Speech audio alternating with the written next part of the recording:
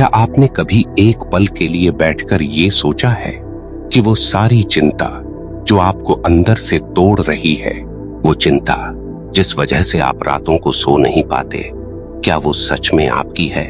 नमस्कार, आप सभी श्रद्धालु आत्माओं का स्वागत है हमारा चैनल भक्ति के मार्ग में, एक ऐसा पावन मंच जहां हम जीवन के सबसे भारी सवालों को ईश्वर की शरण में हल्का करने की कोशिश करते हैं। आज की यह वाणी केवल एक विचार नहीं, एक आह्वान है, एक मौन निमंत्रण है उस अनदेखे, अदृश्य लेकिन सर्वशक्तिमान सत्ता की ओर, जो हर बार तब दिखती है जब हम हार मान लेते हैं और फिर वही हार ईश्वर के हाथों में जीत बन जाती है।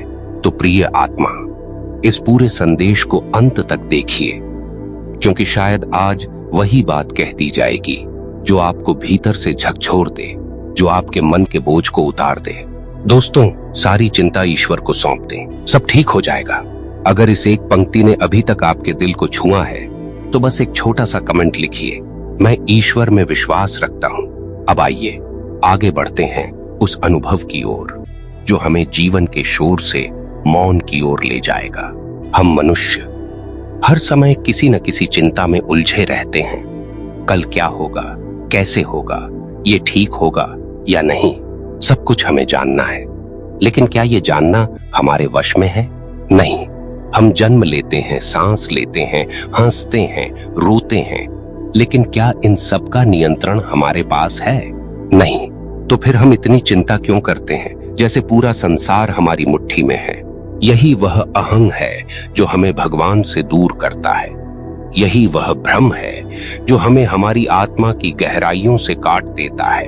एक बच्चा अपनी माँ की गोद में होता है, उसे नहीं पता कल क्या होगा, लेकिन क्या वो चिंता करता है? नहीं। क्यों? क्योंकि उसे पता है कि माँ है। ठीक वैसे ही जीवन की यात्रा में जब हमें लगे कि सब कुछ बिगड़ रहा है, बस एक क्षण को ठहरकर आंखें बंद कीजिए और कहिए, हे प्रभु, मैं अब थक गया हूं, अब यह सब आप संभालिए। और आप देखिएगा एक अदृश्य शांति आपके भीतर उतरने लगेगी। अब आप कह सकते हैं, क्या ये सब कहने से हो जाता है?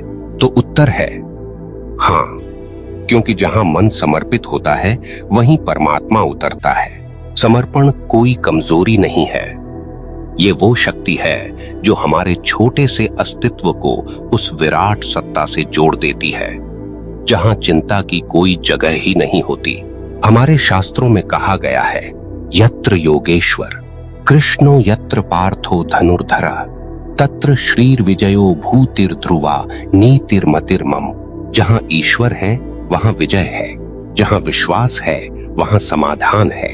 लेकिन हमारा मन तो तर्क करता है, अगर मैं चिंता नहीं करूंगा तो सब कैसे होगा? तो उस मन से कहिए, तू करता क्या है?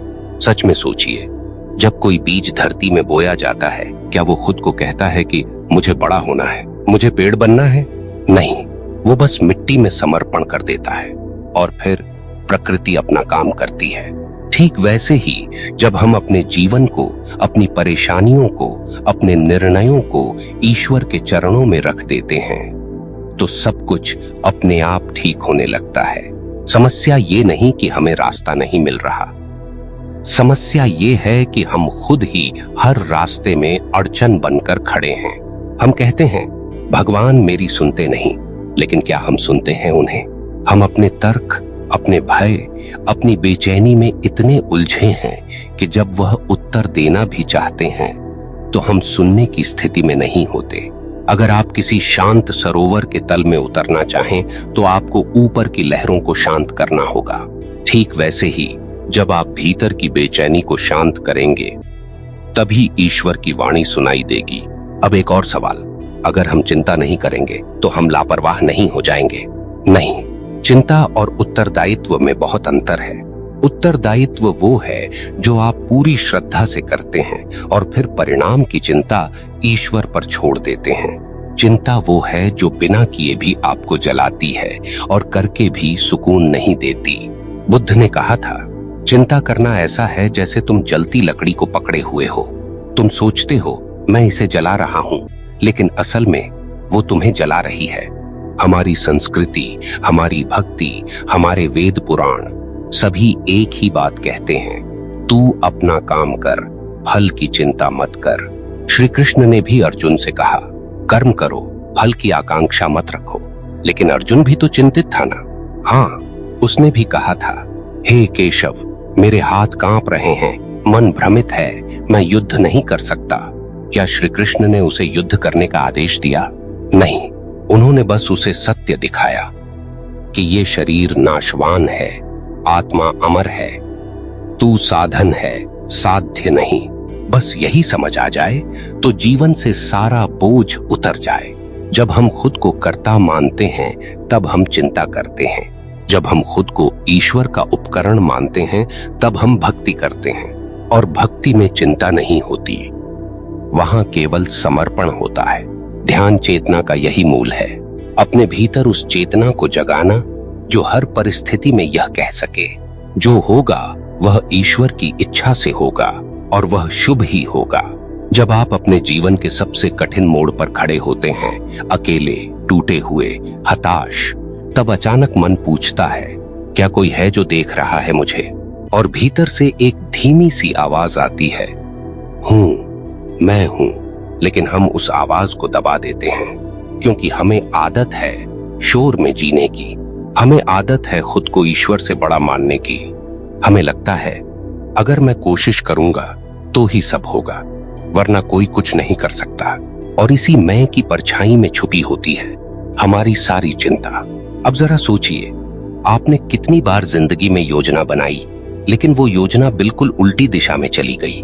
कितनी बार आपने सोचा कि अब तो सब खत्म हो गया, लेकिन कुछ ऐसा हुआ जो आपकी कल्पना से परे था और आप फिर से खड़े हो गए। वो क्या था? वो ईश्वर थे। वो आपकी इच्छाओं की रक्षा करने नहीं आते, वो आपकी आत्मा की रक्षा करते हैं। लेकिन हम तो यही सोचते रहते हैं, ईश्वर ने मेरी प्रार्थना क्यों नहीं सुनी? और ईश्वर कहते हैं, मैंने सुनी थी, लेकिन तुम्हारे लिए उससे बेहतर कुछ रखा था।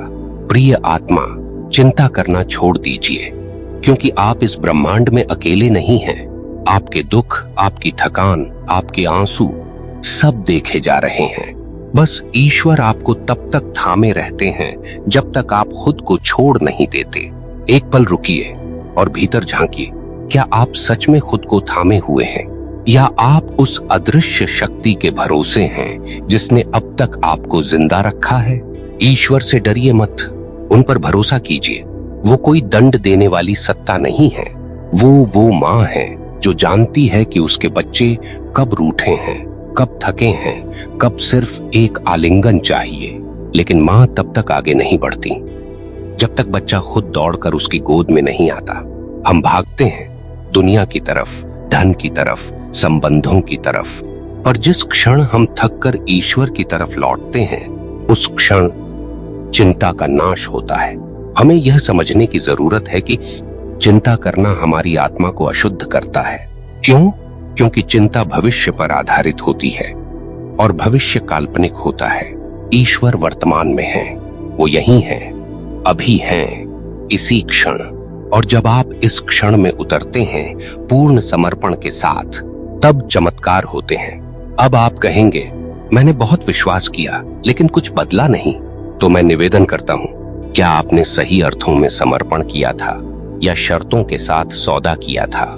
क्योंकि सच्चा समर्पण वो होता है जहां हम कहते हैं, हे प्रभु, चाहे जैसा परिणाम हो मुझे स्वीकार है, बस मेरे भीतर आपका विश्वास बना रहे। वहीं से शुरू होता है ध्यान, वहीं से शुरू होती है चेतना, और यही है भक्ति के मार्ग की आत्मा। जब आप इस चैनल को देखते हैं तो सिर्फ शब्द नहीं सुनते, आप खुद को सुनते हैं। आपके भीतर की आवाज जो कहती है, अब रुक जाओ, अब प्रभु को सौंप दो, अब चिंता नहीं, केवल प्रार्थना। श्रीमद् भगवद गीता में कहा गया है, अनन्याश्चिन्तयन्तो मां ये जनाः पर्युपासते तेषां नित्याभियुक्तानां योगक्षेमं वहाम्यहम्। जो भक्त एकनिष्ठ होकर मेरी उपासना करते हैं, उनकी रक्षा और आवश्यकताओं का भार मैं स्वयं उठाता हूँ। सोचिए, जब खुद भगवान ये वादा कर रहे हैं तो हम क्यों रातों को जाग जाग कर तकलीफें पालते हैं? क्या आप नहीं देख सकते कि हर वह समय जिसमें आपने सोचा था कि अब मैं खत्म हो गया, वहां किसी अदृश्य हाथ ने आपको उठाया, कभी किसी मित्र के रूप में, कभी किसी किताब के रूप में, कभी किसी साधु के वचन में, और आज शायद इस वीडियो के माध्यम से हम सबको एक न एक बार वह दिव्य संकेत मिलता है कि अब थम जाओ, अब समर्पण करो, क्योंकि जब आप थकते हैं तब प्रभु का कार्य शुरू होता है। और प्रभु का काम धीरे लेकिन संपूर्ण होता है। वो एक बार में ही भीतर तक जड़ें सींच देते हैं, लेकिन उसके लिए आपको ईश्वर को पूरा सौंपना होगा। जैसे तुलसीदास जी ने कहा था, तुलसी भरोसे राम के, निर्भय हो के सोए, अनहोनी होनी नहीं, होनी हो सो होए। अगर आपने अपनी चिंता सच में प्रभु को सौंप दी है तो फिर चिंता करने का कोई कारण ही नहीं बचता। वो तब चिंता करते हैं जब हम नहीं करते, वो तब चुप रहते हैं जब हम हर समय बोलते रहते हैं। आपको ईश्वर को सुनना है तो पहले मौन हो जाइए, अपने विचारों का शोर शांत कीजिए और फिर देखिए आपके भीतर एक बहुत कोमल लेकिन मजबूत प्रकाश उठेगा जो कहेगा सब ठीक है और सब ठीक हो जाएगा। लेकिन ठीक का मतलब ये नहीं कि जीवन में कोई समस्या नहीं आएगी। ठीक का अर्थ है आपके भीतर वह सामर्थ्य होगी, वह दृष्टि होगी, वह शांति होगी जो हर समस्या को अवसर में बदल दे। जब आप चिंता छोड़ते हैं तब आप जीना शुरू करते हैं, और जब आप जीना शुरू करते हैं तब प्रभु खुद आकर आपके जीवन को पूर्ण कर देते हैं। कभी कभी हमें बस इतना समझने की आवश्यकता होती है कि जीवन कोई समस्या नहीं है जिसे हल करना है, बल्कि यह एक रहस्य है जिसे प्रेम और भक्ति से जीना है। हमारे भीतर की सारी बेचैनी, हमारी सारी चिंता इस भ्रम से जन्म लेती है कि सब कुछ हमारे नियंत्रण में होना चाहिए। लेकिन यह जीवन, यह शरीर, यह मन, यह सब उस एक परम सत्ता की देन है जिसने हमें बिना शर्त दिया है। क्या वो अब हमें अधूरा छोड़ देंगे? नहीं। जो ईश्वर हमें रोज नया सूरज देते हैं वही हमारी अंधेरी रातों में दीपक भी बन सकते हैं, पर हमें अपनी आंखें खोलनी होंगी और अपनी पकड़ ढीली करनी होगी। एक ऐसा क्षण आता है जब आत्मा कहती है, अब मैं थक गया हूं प्रभु, अब यह जीवन आप संभालिए, और वह क्षण ही मोक्ष का आरंभ होता है। आपने कभी देखा है जब कोई छोटा बच्चा गिरता है तो माँ दौड़ती नहीं, वह पहले देखती है कि बच्चा खुद खड़ा होता है या नहीं, और जब बच्चा थक कर माँ की तरफ देखता है तो माँ तुरंत दौड़ आती है। ठीक वैसे ही ईश्वर प्रतीक्षा करते हैं कि कब हम स्वयं प्रयास करके थक जाएं और फिर पूरी विनम्रता से कहें, हे प्रभु अब आप आगे बढ़िए, मैं बस आपकी शरण में हूं। उस शरण में वो शक्ति छुपी है जो बड़े से बड़े तूफान को शांति में बदल देती है। प्रिय आत्मा, यह जीवन संयोग से नहीं मिला। आप ये वीडियो इस समय देख रहे हैं, ये भी कोई संयोग नहीं। शायद यह वही संदेश है जो ईश्वर आपको बहुत समय से देना चाहते थे। अब चिंता छोड़ो, अब भरोसा करो, अब मेरे साथ चलो, और इस भरोसे की राह पर चलना ही भक्ति के मार्ग है।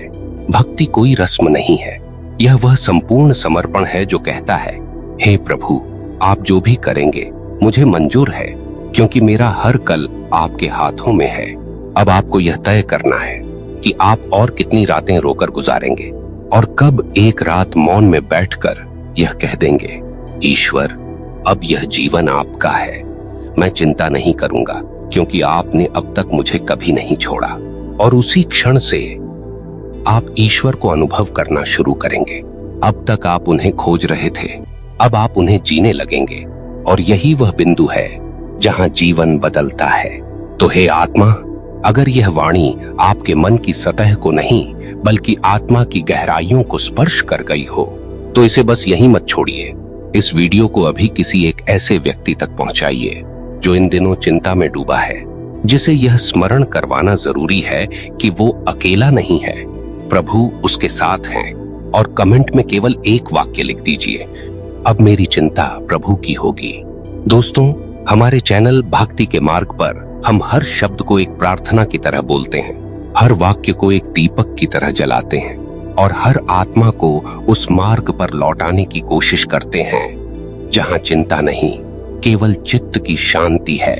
आपका मन स्थिर हो, आपकी प्रार्थना सच्ची हो और आपका जीवन प्रभु के हाथों में सौंपा हुआ हो, सब ठीक होगा। सब ठीक है, क्योंकि अब आपने चिंता नहीं, ईश्वर को चुना है। धन्यवाद दोस्तों।